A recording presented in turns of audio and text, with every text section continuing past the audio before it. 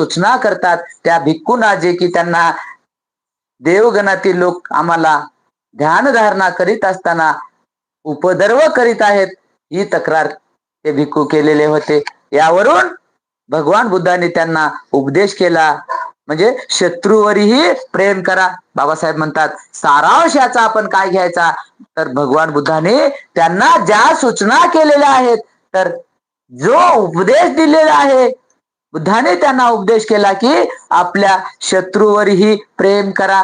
सर्वच प्राणी मात्रावर ते कुणीही असतील, आसमंतातील असतील, आपल्या जवळ असतील, आपल्याला दिसत नसतील किंवा दिसत असतील, जवळ असतील किंवा आपल्यापासून फार दूर असतील, जन्मलेले असतील किंवा जन्मणारे असतील, प्रत्येकाबद्दल आपण प्राणी मात्रा संदर्भाने आपण मैत्री पूर्ण त्याने आपण जीवन जगले पाहिजे, असा या बुद्धाने जो काही उपदेश दिलेला आहे त्याचा सारांश आहे. तर आपण बुद्धाची जी काही करुणा होती, म्हणजे शत्रूबद्दल शत्रूची तक्रार त्या